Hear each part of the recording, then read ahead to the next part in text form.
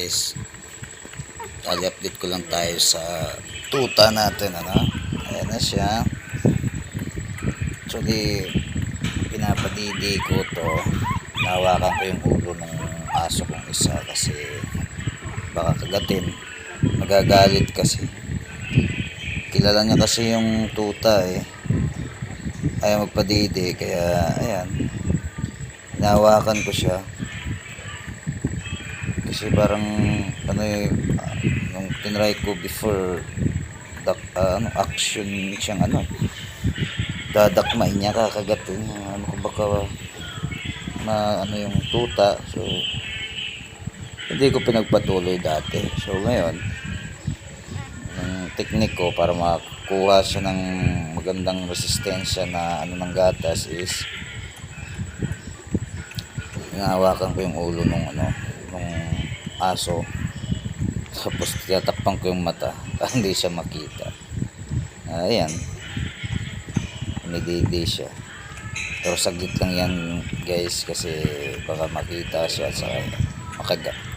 Actually mabait naman yung tuta, yung aso, kaya lang mahirap baka biglang kagatin, so kawawa naman. Yan yung update natin guys, update natin sa ngayon kasi nga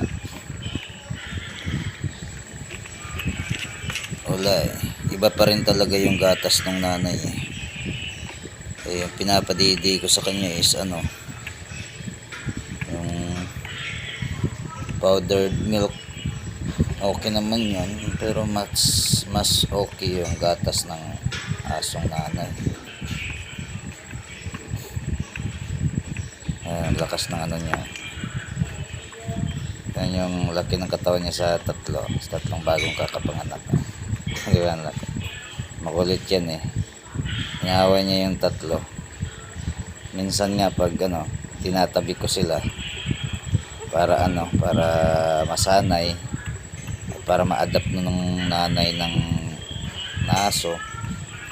Pero kilala niya yung anak niya, alam niya tatlo lang yung anak niya. Nakakatakot, kawawa naman kasi.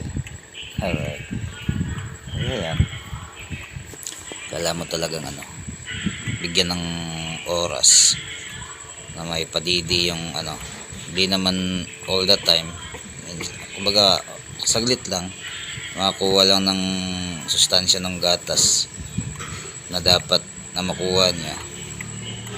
Kasi iba yung bigat niya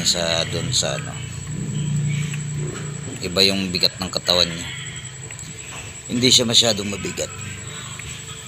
Mas mabigat pa kayo bago kakapakala kasi iba yung gatas nila. Alright, so yan lang guys, update ko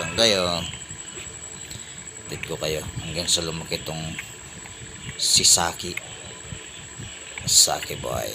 Alright.